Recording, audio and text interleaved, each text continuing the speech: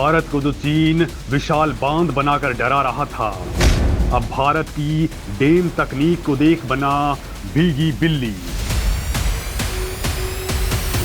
चीन के वाटर बम की भारत ने निकाल डाली हवा। मोदी सरकार ने सबसे बड़े हाइड्रो पावर प्रोजेक्ट से लगा डाली आग। दोस्तों, चीन डोकलाम में दबे पांव आ रहा है। हाल ही में उसने भारत के अरुणाचल प्रदेश के 11 हिस्सों पर अपना दावा ठोका है और उसके ठीक बाद गृह मंत्री अमित शाह सीधे अरुणाचल प्रदेश पहुंच गए। तो इसी बीच अमेरिका और भारत की सेना साथ मिलकर के बॉर्डर पर उतर चुकी हैं। ऐसे में अब बॉर्डर पर एक बहुत बड़ा खेल चल रहा है, जिसमें भारत का साथ देने के लिए अमेरिका भी उतर आया है। दोस्तों, ऐसे में आपके दिमाग में भी सवाल कौंध रहे होंगे कि क्या ये चीन के खिलाफ जंग की तैयारी है या फिर कुछ और। तो दोस्तों, बॉर्डर पर इस वक्त एक बहुत बड़ा खेल चल रहा है। पहले चीन ने बॉर्डर के एरियाज में स्मार्ट विलेजेस बनाए थे, जिसके जवाब में भारत भी बॉर्डर विलेजेस बना रहा है, जिसमें अत्याधुनिक सुविधाएं दी जा रही हैं। ऐसा एक तरफ अरुणाचल प्रदेश में हो रहा है, तो वहीं लद्दाख और बाकी एरियाज में भी हो रहा है। तो वहीं दोस्तों, सिलीगुड़ी कॉरिडोर के पास हासीमारा एयरबेस पर राफेल विमान को एक्टिवेट कर दिया गया है। दोस्तों, यही वो इलाका है, यहां से चिकन नेक को लेकर के कहा जाता है कि चाइना अगर इसे काट देता है तो फिर भारत पूरे नॉर्थ ईस्ट से कट हो जाएगा। और दोस्तों, इस वक्त चाइना ताइवान में घुसने की कोशिश कर रहा है, लिहाजा भारत भी अपने बॉर्डर्स को सिक्योर करने के लिए चौकन्ना हो चुका है। इसके साथ ही दोस्तों, मोदी सरकार ने चीन के उस सीक्रेट हथियार पर भी वार कर डाला है, जो उसने पूरे के पूरे नॉर्थ ईस्ट को डुबोने के लिए तैयार किया था। दरअसल दोस्तों, भारत पर वाटर वॉर छेड़ने के मंसूबे पालने वाले चीन ने भारत की सीमा के बेहद करीब ब्रह्मपुत्र नदी में एक ऐसा डैम बनाने का प्रयास किया है, जिससे पूर्वोत्तर का पूरा हिस्सा बाढ़ और सूखे की चपेट में आ सकता है। लेकिन अब मोदी सरकार ने इस वाटर बम की हवा निकाल करके रख दी है। यानी दोस्तों, जो चीन कभी बांध बनाकर के भारत को डराता था कि ब्रह्मपुत्र का पानी छोड़ेगा और अरुणाचल को बाढ़ में बहा देगा, वो चीन अब भारत के उस डैम से खौफ में जी रहा है। भारत ने चीनी रावण के वध की पूरी तैयारी कर ली है और इस वध की तैयारी शुरू हुई है ऐसे महाबाण से, जिसके बारे में इस वीडियो में मैं आपको बताने वाला हूं। दोस्तों, भारत वाले उस महाबाण के बारे में आपको बताऊंगा, उससे पहले जरा चीन वाले हथियार यानी बांध की बात कर लेते हैं। दोस्तों, चीन ने यारलुंग सांगपो रिवर पर, यानी कि भारत में जो ब्रह्मपुत्र कहलाती है, जिससे अरुणाचल प्रदेश और असम में पानी की आपूर्ति होती है, उसके ऊपर चीन ने बांध बनाने का काम शुरू किया हुआ है। उस बांध की क्षमता 60,000 मेगाटन है। चीन ये बांध ऐसी जगह पर बना रहा है कि भारत की रातों की नींद उड़ी हुई थी, क्योंकि इस बांध के बन जाने के बाद चीन ब्रह्मपुत्र नदी के पानी को डाइवर्ट कर सकता है, भारत में बाढ़ भी ला सकता है और सूखा भी डाल सकता है। अगर चीन इस नदी में तेजी से पानी छोड़ता है तो असम, अरुणाचल प्रदेश में बाढ़ आ सकती है, और अगर इसका बहाव रोक देता है तो अरुणाचल प्रदेश और असम में कुछ ही वक्त में सूखा पड़ सकता है। क्योंकि दोस्तों, ब्रह्मपुत्र नदी ही यहाँ के लोगों के पानी का मेन सोर्स है। यहाँ के किसान सिंचाई के लिए इसी पर निर्भर हैं। भारत को डर था कि चीन राजनीतिक तौर पर इसका इस्तेमाल करेगा और भारत चीन के जाल में फंस जाएगा, लेकिन भारत ने अब सारी की सारी बाजी को ही पलट डाला है। और अब भारत चीन से नहीं, बल्कि चीन खुद भारत से डर रहा है, क्योंकि दोस्तों, भारत ने चीन का प्लान ही फ्लॉप कर दिया है। और इसका यह मतलब है कि जो पैसा चीन ने इस बांध को बनाने में लगाया था, वो भी अब इसी नदी में बहने वाला है। चीन अब इस बांध का फायदा केवल अपने देश में पानी की आपूर्ति करने में ही कर सकता है, लेकिन वो भारत के अरुणाचल प्रदेश या असम का कुछ भी नहीं बिगाड़ सकता है। दोस्तों, भारत ने जो पलटवार किया है वो बेहद खास है। दरअसल दोस्तों, भारत ने अब चीन के इस डैम प्रोजेक्ट के मेन ऑब्जेक्टिव को हासिल करने के पीछे एक बड़ा रोड़ा अटका दिया है कि चीन चाहकर भी उससे पीछे नहीं हट सकता है।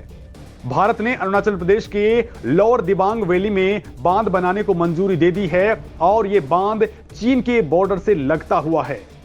दोस्तों, ब्रह्मपुत्र की ही एक उपनदी दिबांग पर यह बांध बनाया जा रहा है। यह अरुणाचल प्रदेश और असम में पानी की जरूरत को पूरा करेगा और जियोपॉलिटिक्स में भी भारत के काम आने वाला है। बड़ी बात यह है दोस्तों कि अरुणाचल प्रदेश सरकार को इस परियोजना के पूरा होने के बाद में 12% बिजली मुफ्त में मिलेगी। इसके अलावा 1% बिजली यानी 11.2 करोड़ यूनिट स्थानीय क्षेत्र विकास कोष में दे दी जाएगी। मुफ्त बिजली और स्थानीय क्षेत्र के विकास निधि को मिलाकर के इस परियोजना से प्रदेश को करीब 27,000 करोड़ रुपए का फायदा होने वाला है। दोस्तों, चीन को भारत के साथ कुछ बुरा करने से रोकने के लिए मोदी सरकार ने इस बांध को बनाने की मंजूरी तुरंत प्रभाव से दे दी है। ये आज तक का सबसे बड़ा हाइड्रो पावर प्रोजेक्ट बताया जा रहा है, जिसका नाम है दिबांग मल्टीपर्पज प्रोजेक्ट। वैसे दोस्तों, इस प्रोजेक्ट के साथ ही कई छोटे छोटे प्रोजेक्ट्स भी बॉर्डर एरियाज में बनाए गए हैं, जिनसे अरुणाचल प्रदेश के लोगों को अब 24 घंटे बिजली मिलना शुरू हो चुकी है। भारत इन एरियाज में बॉर्डर विलेजेस बना रहा है और वहां पर सड़कों का भी बहुत तगड़ा जाल बिछ चुका है। और दोस्तों, बहुत जल्द यहां पर फ्रंटियर हाईवे भी पहुंचने वाला है, जिसके बाद दोस्तों इस पूरे के पूरे एरिया के ही दिन फिरने वाले हैं। और दोस्तों, इसके लिए मोदी सरकार ने अपने सारे दरवाजे खोल दिए हैं। दोस्तों, मैंने जो बात आपको बताई उससे आपको इस बात का तो एहसास हो गया होगा कि चीन किस तरीके से ब्रह्मपुत्र नदी के पानी को वाटर बॉम्ब के तौर पे इस्तेमाल करने वाला था, जो स्थानीय से लेकर के भारत की राष्ट्रीय सामरिक दृष्टि से भी बड़ी समस्याएं पैदा कर सकता था। क्योंकि दोस्तों, अपर रिपेरियन स्टेट यानी वो देश जहां से ऊपर की तरफ से नदी बहती हुई नीचे आती है, उसका एडवांटेज इस वक्त चीन के पास में है। लेकिन भारत में गजब की ज्योग्राफिकल पावर है, क्योंकि अगर ब्रह्मपुत्र को देखेंगे तो गर्मियों में ही ब्रह्मपुत्र के जल स्तर में बड़ा हिस्सा तिब्बत के ग्लेशियर से आता है। लेकिन दोस्तों, इसके बाद जो 9 महीने बचते हैं उनमें दिक्कत पैदा नहीं हो सकती है, क्योंकि उसका एडवांटेज भारत को मिलता है। और गर्मियों वाले टाइम के ग्लेशियर वाले पानी को जमा करके भारत एक तीर से कई निशाने लगा सकता है।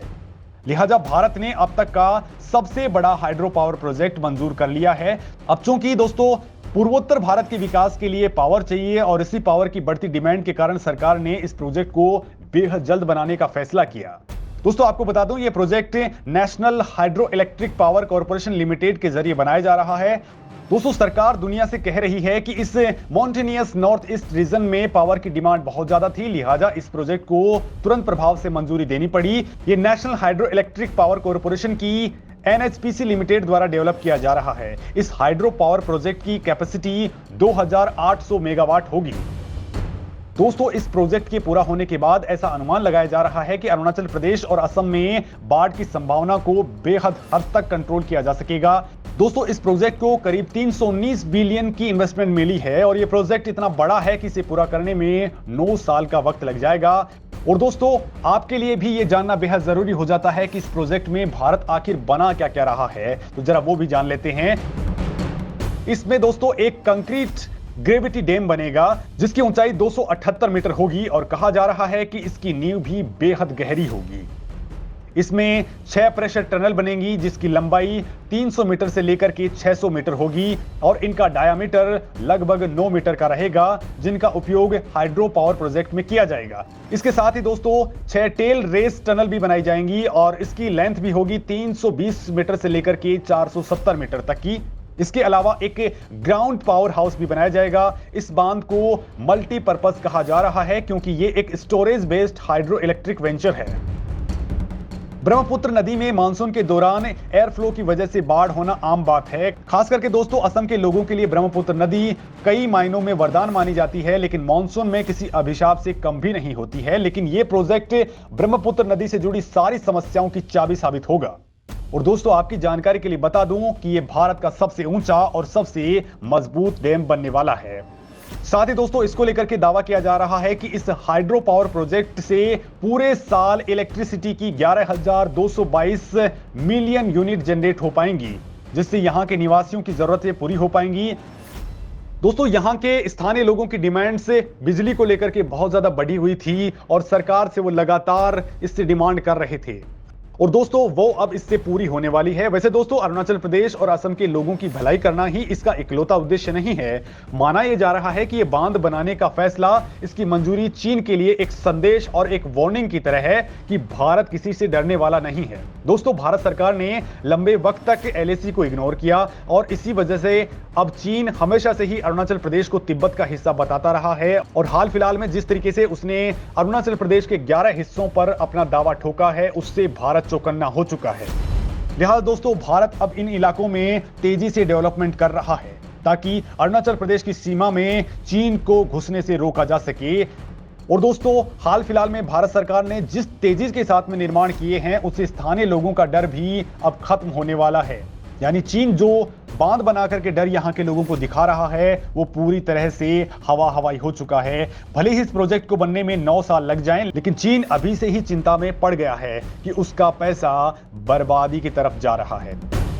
दोस्तों आपको क्या लगता है कि चीन अब कोई नई चाल चलेगा? चीन क्या अपने इरादों में कामयाब हो पाएगा या फिर मुंह की खाएगा? कमेंट लिख करके जरूर बताएं।